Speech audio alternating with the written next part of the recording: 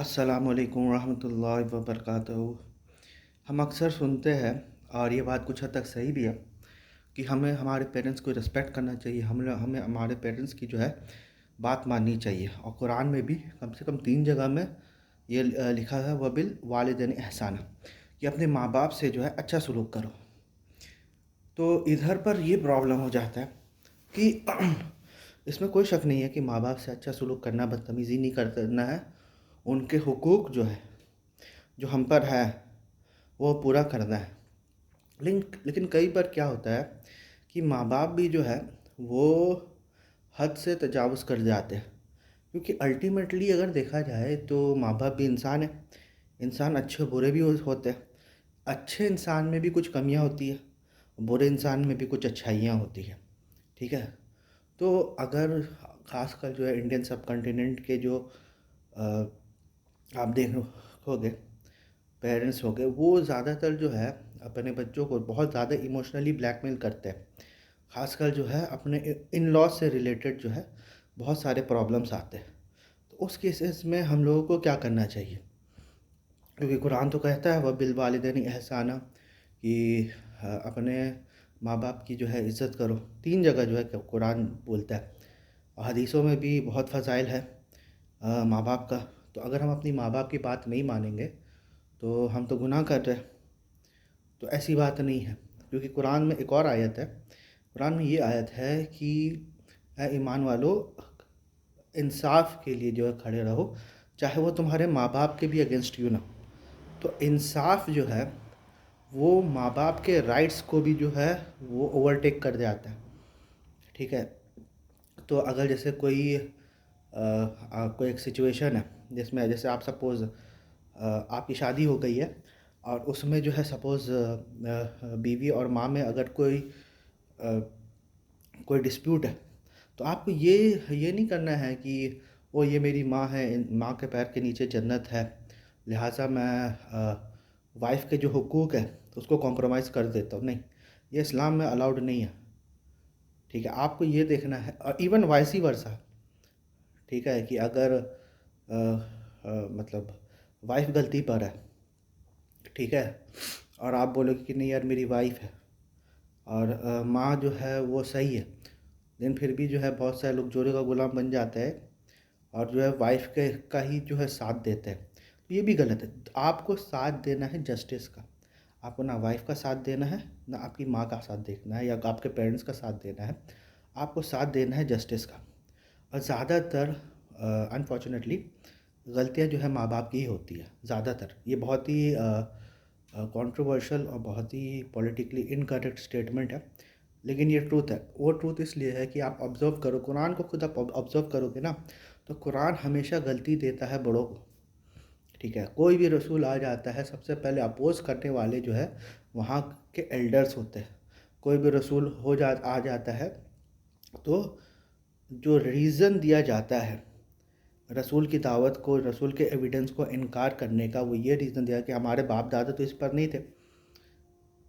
ठीक है। तो हमारे जब बाप दादा हम क्या वो रिलीजन छोड़ देंगे जो हमारे बाप दादा ने हमें बताया है? हम क्या उन लोगों को पूजना छोड़ देंगे जो हमारे बाप दादों ने पूजा है?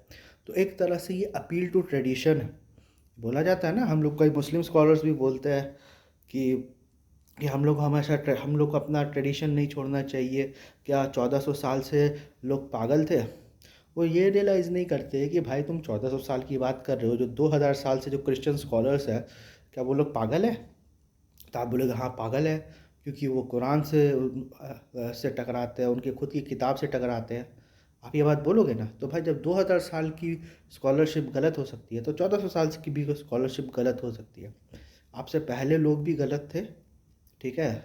आपके पहले कम्युनिटी भी गलत थी, तो आपको भी कोई स्पेशल बेनिफिट नहीं दिया जाएगा क्योंकि आप एक ऐसी कम्युनिटी हो कि आप कभी गलत नहीं हो सकते। बिल्कुल गलत हो सकते। ज़्यादातर लोग अपील टू ट्रेडिशन करते हैं। ट्रेडिशन अपील नहीं होना चाहिए, दलाइल कि जस्टिस किसके साथ है, दलाइल किसके साथ है, आपको सिर्फ उसको ही फॉलो करना है, चाहे वो आपके माँ के साथ हो या आपकी वाइफ के साथ हो। ठीक है। या कोई भी, ये माँ और वाइफ तो मैं एक एग्जाम्पल के तहत बता, लेकिन कोई भी सिचुएशन में आपको हमेशा हक के साथ खड़े रहना पड़ेगा। आपको हमेशा इंसाफ के साथ खड़ा रहना पड़ेगा, चाहे वो आपके माँ बाप के ही अगेंस्ट क्यों ना हो, चाहे वो आपके वाइफ्स के अगेंस्ट क्यों ना हो, या आपके बच्चों के अगेंस्ट क्यों ना हो, किसी के भी, आपके खुद के अगेंस्ट ही क्यों ना हो। आपको हमेशा जो है इंसाफ के साथ खड़ा रहना पड़ेगा। ठीक है, तो फिर ये वबिल वालिदैन एहसाना का सही तशरीह क्या होगा? इसका सही तशरीह ये होगा कि अगर आपके माँ बाप गलत भी करें, ठीक है, तब भी आपको जो है उनके साथ अच्छा करना है। उसका सही तशरीह यही होगा। क्योंकि एक और आयत जो है कुरान में अल्लाह सुब्हानहू व तआला ये फरमाते हैं कि वह बिलवालिदैन एहसाना, और लेकिन जब ये माँ बाप जो है तुम्हें जो दूसरों को के साथ शिर्क करने की दावत दे जिसके बारे में तुमको कोई इल्म नहीं है, तो फिर अपने माँ बाप की बात नहीं मानो, लेकिन तभी जो है उसका मारूफ तरीके से रहो, उर्फ़ के हिसाब से सबसे अच्छे तरीके से उनके साथ रहो। मतलब शिर्क के केस में भी माँ बाप जो है शिर्क की तरफ बुला रहा है, तभी भी गलत काम कर रहा है ना माँ बाप तो एक तरह अपने बच्चों को जहन्नम की तरफ बुला रहा है, लेकिन उसके बावजूद भी अल्लाह सुब्हानहू ताला ये बात बोलते हैं कि ये इसके बावजूद भी जो है आपको अपने माँ बाप के साथ अच्छा सलूक करना है।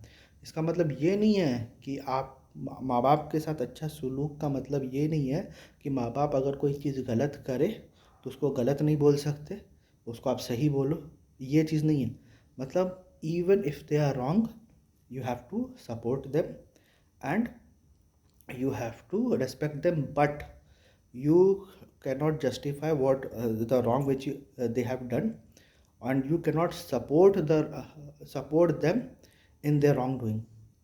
ठीक है, ये आपको ये चीज़ हमेशा क्लियर रहनी चाहिए। ये जो, तो आई थिंक कि ये चीज़ जो है बहुत जो है लोग जो है इस चीज़ को मिसअंडरस्टैंड कर सकते हैं राइट्स ऑफ द पेरेंट्स के हिसाब से, और बहुत सारे लोग तो अपनी वाइफ को तलाक भी दे देते हैं इस वजह से कि यार वो माँ बाप जो है खुश नहीं है वाइफ से।